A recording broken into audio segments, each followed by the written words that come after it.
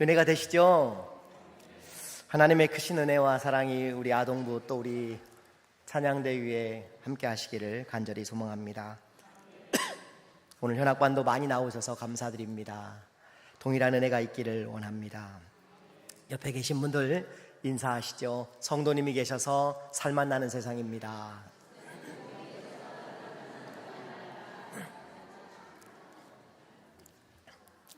한 사회학자가 이런 말을 했습니다. 19세기를 여성을 발견한 세기요, 20세기를 어린이를 발견한 세기고 21세기를 노인을 발견한 세기가 될 것이다 라고도 예견했습니다.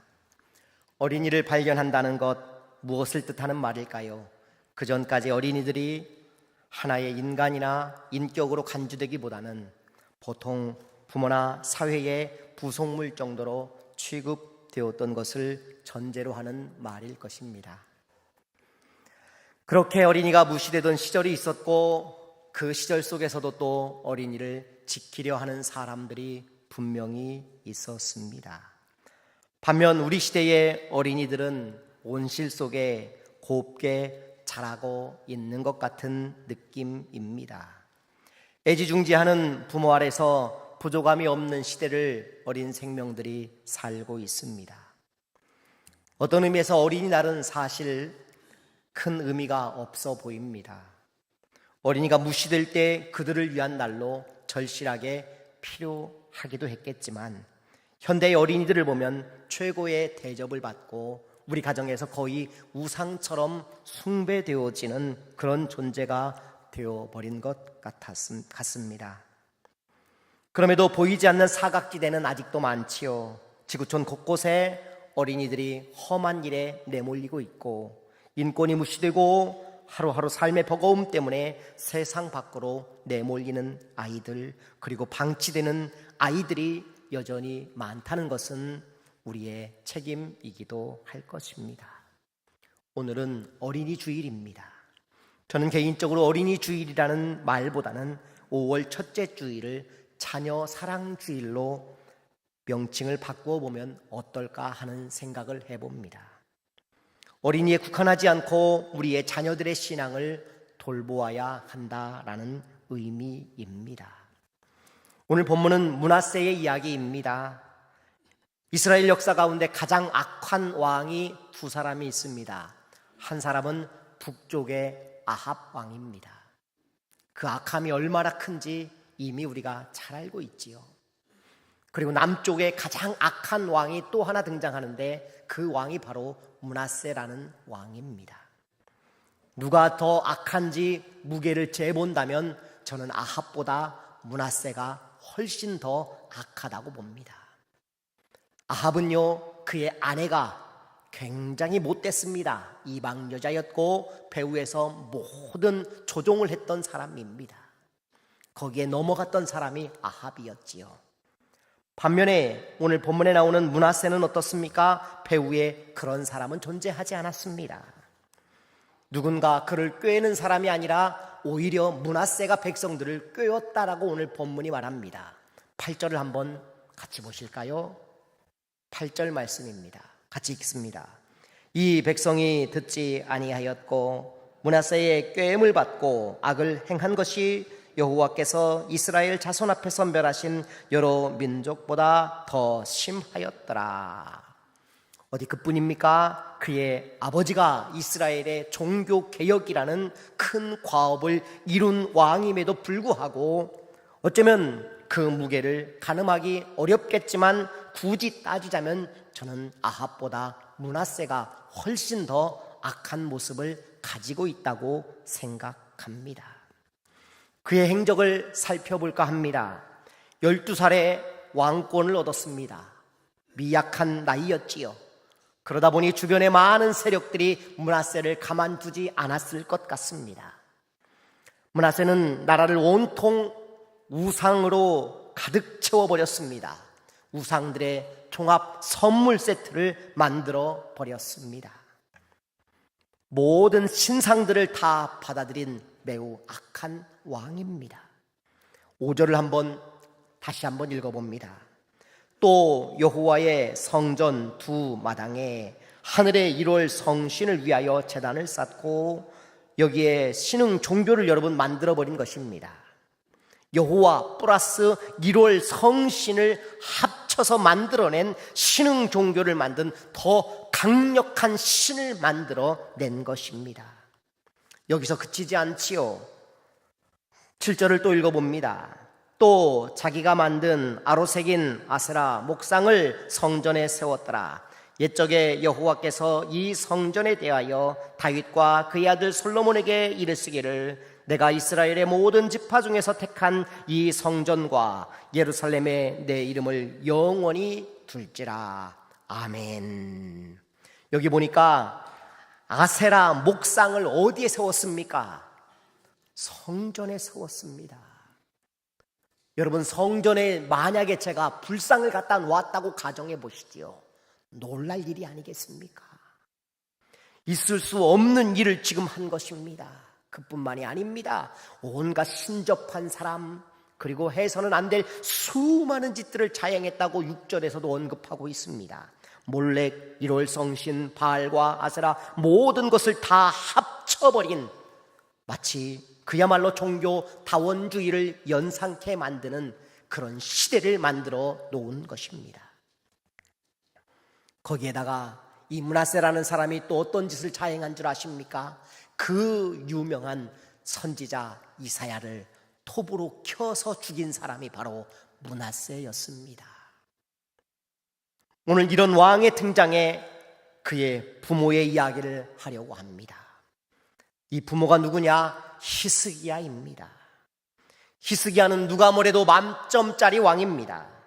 물론 깊이 들어가 보면 그도 나름의 실수가 있었고 많은 문제점도 존재하지만 그럼에도 그가 성경은 긍정적인 왕이라고 평가를 할 만큼 의미 있는 인물임에 분명합니다. 그런 만점짜리 왕도 자녀 교육은 실패했습니다. 실패 정도가 아니라 폭망하게 됩니다. 등하불명이라는 말이 있지요. 등잔밑이 어둡다는 말입니다. 목수의 집에 석가래가 썩는다는 말도 있지 않습니까? 히스기야의 말 같습니다. 히스기야의 이야기로 우리 자녀들의 신앙을 오늘 한번 점검해 볼 수 있기를 주의 이름으로 축원합니다. 첫째로 이런 이야기 하고 싶습니다. 아끼다가 똥됩니다. 한번 옆에 계신 분 악수 한번 하시죠. 아끼다 똥됩니다. 아끼다가 똥됩니다, 여러분. 현대 부모들은요, 그야말로 자식을 아낍니다. 지나친 관심과 배려, 과잉에 과잉을 더합니다. 옛날의 노래들을 보면 참 서정적인 노래가 있잖아요. 이런 노래 아실 거예요. 엄마가 섬 그늘에 굴 따러 가면, 수준 높은 사람들은 계속 따라 할 겁니다. 아기는 혼자 남아 집을 보다가 바다가 불러주는 자장 노래에 850스르르 잠이 듭니다. 아멘 하지 않으셔도 됩니다. 여러분, 이 노래가 의미하는 바가 뭘까요? 엄마는 여전히 그때도 바빴고 지금도 바쁘다는 겁니다. 애기를 혼자 두고 나가서 뭐 합니까? 굴 따러 나갑니다. 여전히 엄마들은 바쁩니다. 그럼에도 애들은 알아서 컸다는 말을 이 노래가 하고 있는 겁니다.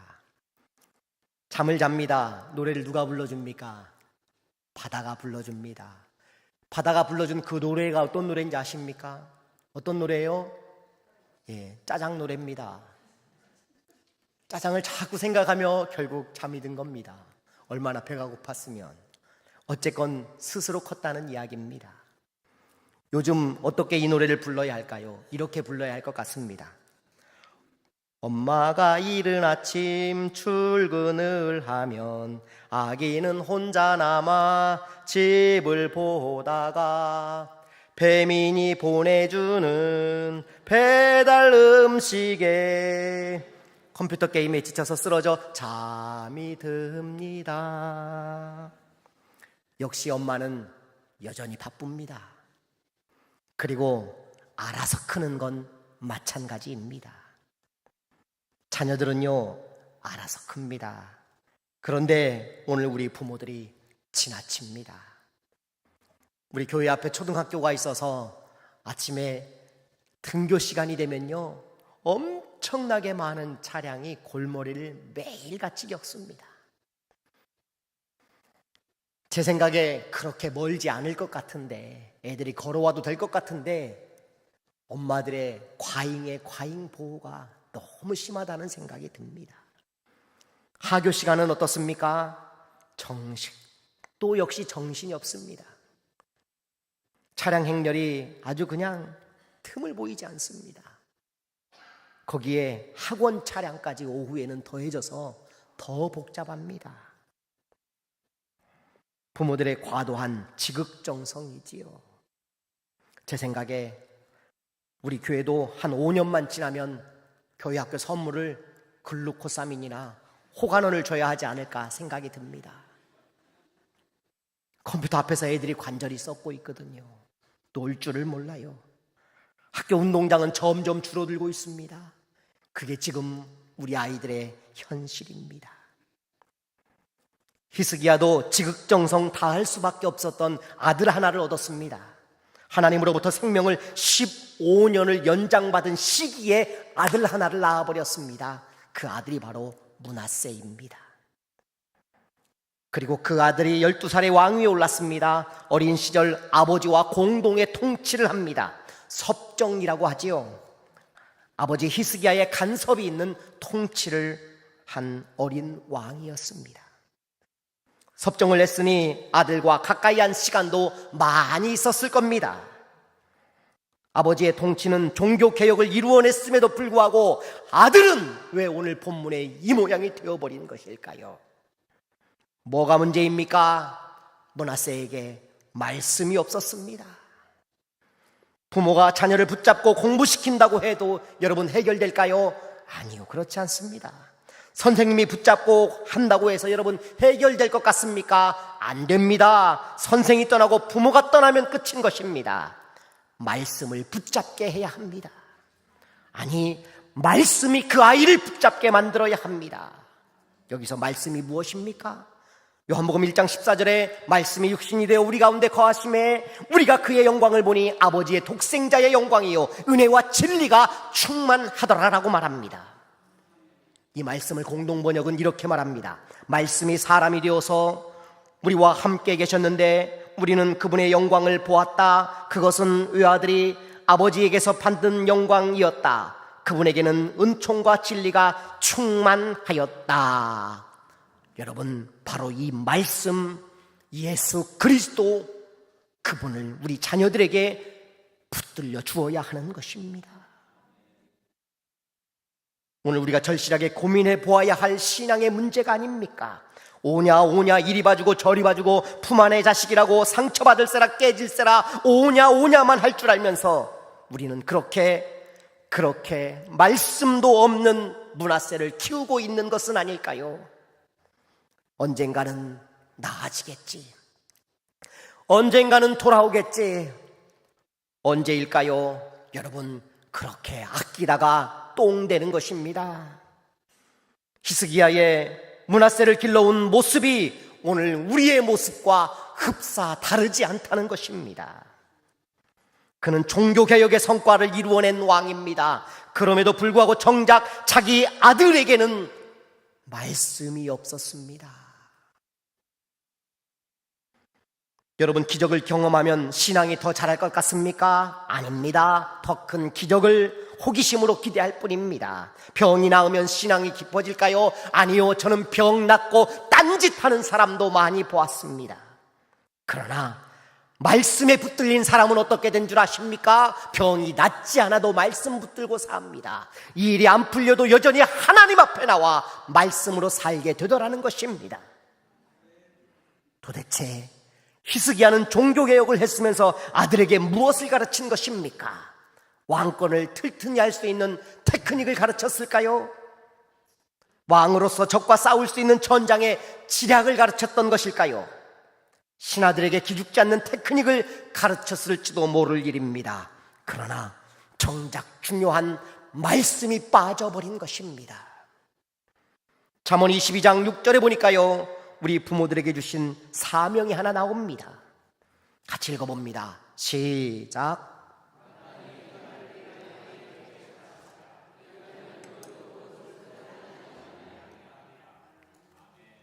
여기 가르치라는 말이 영어 성경에 보면 train up이라고 되어 있습니다. train up이라는 단어를 쓰는데 New International 버전, 킹 제임스 버전 대부분의 성경책이 train up이라는 단어를 가르치라는 말을 들고 있습니다. 말 한 번으로 그치라는 것이 아닙니다. 하나님의 말씀이 훈련되도록 만들라는 것입니다. 자식을 그렇게 아끼면 안 됩니다. 말씀으로 가르치며 말씀으로 나오게 하여야 하는 것이지요. 말씀 앞에 나오도록 멱살을 잡지 말고 우리가 먼저 말씀의 삶을 살아내야 하는 것은 아닐까요? 두 번째, 이름값을 다 하지 못한 부모들이었습니다. 1절을 보면요, 온갖 기대를 품게 하는 문장입니다. 다시 한번 읽어보시죠. 므낫세가 왕이 될 때에 나이가 12세라 예루살렘에서 55년간 다스리니라. 그의 어머니의 이름은 헵시바더라. 12세였더라. 55년간 다스렸다. 그리고 이 앞장에 보면 마지막 절에 1절 바로 앞에 나오는 마지막 절을 보면 뭐라고 나오는지 아십니까? 히스기야가 그의 아버지였다고 분명히 나옵니다. 얼마나 희망적인 말들이 가득 들어 있습니까?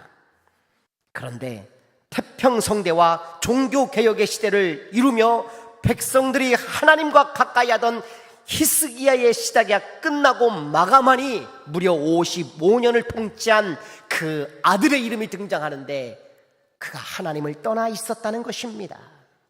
그리고 거기에 그의 어머니의 아름다운 이름도 등장하지요. 헵시바라고 나옵니다. 1절의 기대를 바로 다음 절에 2절에서 쳐버리게 합니다. 2절 같이 읽어봅니다.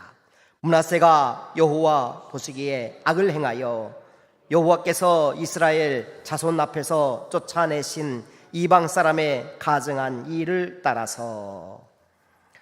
성경은 이런 악한 왕의 등장에 뜻밖에도 그의 어머니의 이름을 듬먹입니다. 뭐라고 말합니까? 그의 어머니의 이름이 헵시바. 여러분, 엄마들은요 참 나쁩니다. 좀 뭐 잘못하면요 이렇게 쳐다보면 꼬나본다고 뭐라고 합니다. 그런데 고개를 숙이고 있으면 뭐라고 하는지 아십니까? 왜 안 쳐다보냐고 뭐라고 합니다. 대답을 안 하면 대답 안 한다고 뭐라고 합니다. 대답하면 뭐라고 할까요? 말대꾸한다고 뭐라고 합니다. 울면 뭘 했다고 우냐고 합니다. 웃으면 뭐라고 그럴까요? 본격적으로 때리기 시작합니다. 참 어려워요, 우리 엄마들은요. 그런데 여기 한 엄마가 등장하는데 그 이름이 뭐냐? 헵시바라는 이름입니다. 내 기쁨은 그녀에게 있다라는 뜻을 가지고 있습니다. 하나님의 기쁨이 그녀에게 있다라는 의미입니다. 전설에 의하면 이 헵시바는 이사야 선지자의 딸이라는 이야기도 있지만 신빙성은 많이 떨어지는 이야기고요. 다만 그가 제대로 신앙을 이어온 믿음의 가문의 여인이었음을 그의 이름 속에서 엿볼 수 있고, 적어도 히스기야의 아내였으니 그가 얼마나 뛰어난 여인이었는지도 우리가 가히 가늠해 볼 수 있을 것 같습니다. 헵시바, 이 아름다운 이름이 이사야서에 등장합니다. 62장 3절 4절을 같이 읽어봅니다. 너는 또 여호와의 손에 아름다운 관, 내 하나님의 손에 왕관이 될 것이라. 다시는 너를 버림받은 자라 부르지 아니하며 다시는 내 땅을 황무지라 부르지 아니하고 오직 너는 헵시바라 하며 내 땅을 뷸라라 하리니 이는 여호와께서 너를 기뻐하실 것이며 내 땅이 결혼한 것처럼 될 것임이라. 아멘. 여러분, 이렇게 아름다운 이름입니다. 황폐하고 패역했던 이스라엘 백성들을 회복시켜 주시겠다고 말씀하시면서 너희의 이름이 이제는 헵시바가 될 것이다. 이렇게 좋은 이름을 하나님이 붙여준 여인이 바로 므낫세의 어머니였다는 것입니다. 이토록 아름다운 이름을 가진 여인이 왜 이 부끄러운 아들의 이름 앞에 등장하는 것일까요? 그 이름에 걸맞는 교육을 하지 못했기 때문이 아니겠습니까? 성경이 말하고 싶어하는 것이 있는 것 같습니다. 뭘까요? 이름값 다 하지 못한 부모를 우리에게 알려주고자 하는 것 같습니다. 그리고 그 부모의 이름에 먹칠을 한 자식이 등장하고 있는 것입니다. 그렇다면요, 히스기야의 어머니는 어땠을지 한번 제가 살펴보았습니다. 히스기야의 어머니의 이름이 나옵니다. 므낫세의 할머니죠. 이렇게 나옵니다. 역대하 29장 1절입니다. 같이 읽어보시죠. 히스기야가 왕위에 오를 때에 나이가 25세라. 예루살렘에서 29년 동안 다스리니라. 그의 어머니의 이름은 아비야요 스가랴의 딸이더라. 히스기야의 어머니는 스가랴 선지자의 딸이었다고 가르치고 있습니다. 여러분 보세요. 한 왕의 이야기를 저술하고 기록하면서 성경은 뜻밖에도 그 어머니들의 이름을 들먹이고 있습니다. 그 이유가 무엇일까요? 하나님께서는 우리에게 책임을 물으신다는 것입니다. 우리 자녀의 문제의 책임을 자녀에게만 놔두지 않으시고 저와 여러분에게도 여전히 물으신다라는 것이지요. 마태복음 16장 16절에 보면 베드로의 신앙 고백이 나오지 않습니까? 주님이 물었습니다. 얘들아, 사람들이 나를 뭐라고 부르더냐? 제자들이 이렇게 말합니다. 세례 요한 혹은 엘리야 혹은 예레미야라고 부릅니다. 그때 주님이 제자들에게 또 물으십니다. 그렇다면 너희는? 나는 사람들 이야기 중요하지 않다. 너희는 나를 누구라 부르느냐? 이때에 베드로가 말하지요. 주는 그리스도시요 살아계신 하나님의 아들입니다 라고 믿음의 고백을 했습니다. 주님이요 베드로를 칭찬하십니다. 뭐라고 칭찬한지 아십니까? 16장 17절입니다. 한번 보시죠. 같이 읽어봅니다. 시작.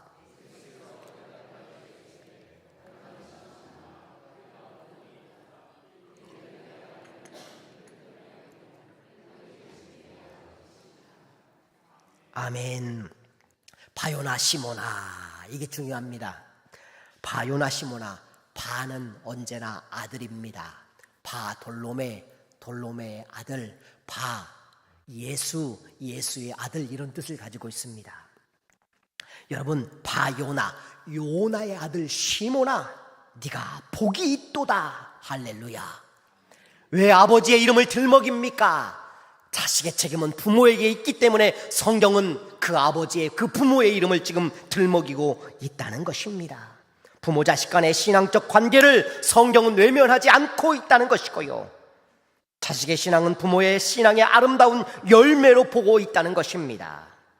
여기서 우리가 배워야 합니다. 우리의 신앙은 뜨겁고 주님 없이 살 수 없음을 우리는 고백하지만 자녀들은 전혀 아닐 수 있음을 우리가 돌아보아야 하지 않겠습니까? 그리고 그 자녀의 책임을 성경이 여전히 우리 부모들에게 묻고 있다는 사실입니다. 여러분의 자녀는 어떻습니까? 잘 하고 있습니까? 여러분의 이름이 부끄럽지 않은 자녀가 되기를 주의 이름으로 축원합니다. 마지막 세 번째, 지 신앙은 지가 챙겨야 한다는 생각에서 벗어나셔야 합니다. 아니람이지요. 므낫세의 이 엄청난 범죄를 여러분 어디에서 그 이유를 찾아볼 수 있을까요? 성경은 그 구체적인 내용을 언급하지 않습니다. 다만 성경이 기록되지 않는 그 여백을 우리는 다른 말씀 안에서 찾아보아야 합니다. 민수기 23장 19절에 이런 말씀이 나옵니다. 하나님은 사람이 아니시니 거짓말을 하지 않으시고 인생이 아니시니 후회가 없으시도다. 어찌 그 말씀하신 바를 행하지 않으시며 하신 말씀을 실행하지 않으시랴. 하나님이 하신 말씀이 버려진 적이 없다는 것입니다. 반드시 하나님의 말씀은 이루어지고 실행되어진다는 사실을 우리가 기억해야 된다는 것입니다. 그런 의미에서 저는 출애굽기 20장 5절 말씀을 주목해 봅니다. 이렇게 나옵니다. 그것들에게 절하지 말며 그것들을 섬기지 말라. 나 내 하나님 여호와는 질투하는 하나님인즉 나를 미워하는 자의 죄를 갚되 아버지로부터 아들에게로 3, 4대까지 이르게 하거니와. 몇 대까지요? 몇 대까지요? 3, 4대까지. 우상 숭배의 죄값을 3, 4대까지 계속 치르게 하시겠다고 말하고 있는 것입니다. 여러분, 하나님이 우상 숭배하면 가만두지 않는다, 엄포 놓는 걸까요? 아닙니다. 우상 숭배하지 말아라, 내가 가만두지 않겠다 정도가 아니라 분명하게 언급하는 그 죄의 무게가 나옵니다. 몇 년입니까? 3, 4대라고 나옵니다. 옆에 계신 분 인사하시죠. 또 조심합시다. 또 조심해야 합니다.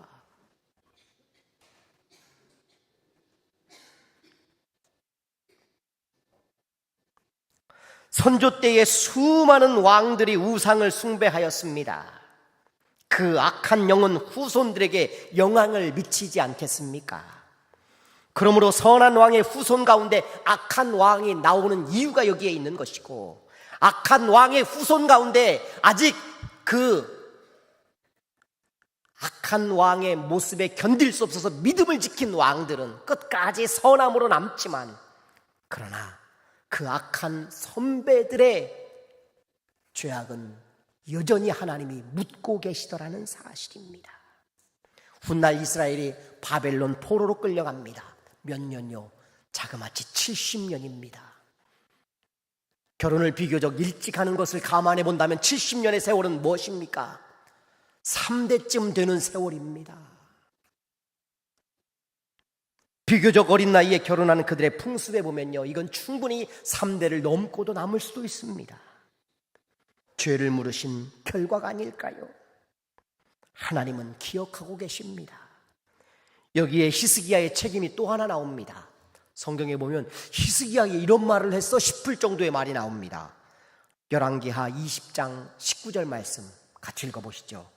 히스기야가 이사야에게 이르되 당신이 전한 바 여호와의 말씀이 선하니이다 하고, 또 이르되 만일 내가 사는 날에 태평과 진실이 있을진데 어찌 선하지 아니하리요 하니라. 여러분, 이게 무슨 말이냐면요, 내용이 이렇습니다. 히스기야가 병들어 아파 있을 때에 바벨론의 왕자가 예루살렘에 옵니다. 문병 온 겁니다. 그때 히스기야가 자기도 모르게 막 교만함이 발동합니다. 이스라엘의 온갖 금은보화가 있는 창고 무기고들을 다 보여주기 시작해요. 그리고 그가 돌아갔습니다. 이사야 선지자가 왔어요. 누가 왔다 갔습니까? 물었어요. 그랬더니 히스기야가 말합니다.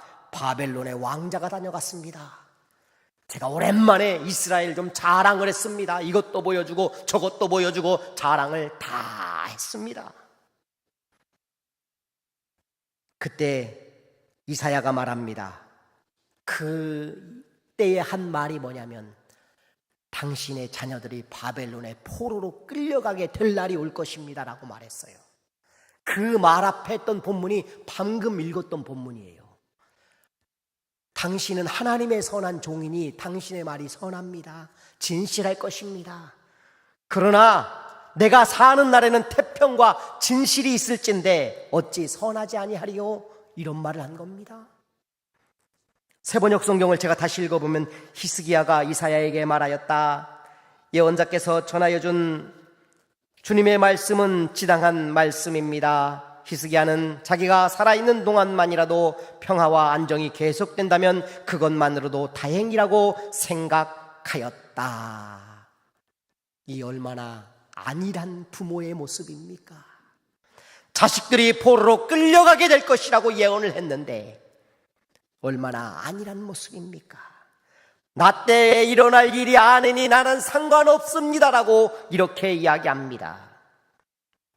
그것도 아들들이 훗날에 고통을 당한다는 선지자 말을 가벼이 여겨버리는 이 사람의 태도, 혹시 오늘 우리의 모습은 아닐까요?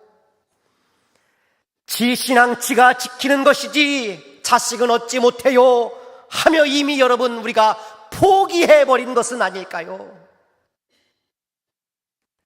말씀을 정리합니다.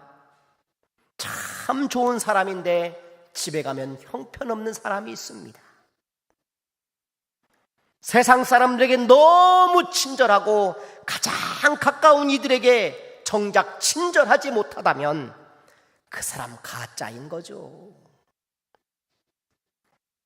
밖에서는 100점 인생인데 집에 들어오면 빵점 인생입니다. 내 신앙 잘 지키고 100점짜리 신앙으로 살아가는데 자식은 정작 새 속에 놓여 있다면 그 책임은 하나님께서 오늘 부모된 저와 여러분에게 물으신다는 사실입니다. 그렇게 아끼다가 똥됩니다. 여러분 서두르십시오. 부모란 이름값은 우리가 하고 살아야 하지 않겠습니까? 부끄럽지 않은 이름이 되기를 주의 이름으로 축원합니다. 자식을 위해 여러분 기도하고 있는 건가요? 아니면 지금 방치하고 있는 것인가요? 남이 보면 100점, 그러나 가족이 보면 빵점. 남에게 잘하는 거 자식에게 절반만 나누어 주면 어떨까요? 그래도 예수께로 돌아오지 않을까요? 기도하겠습니다.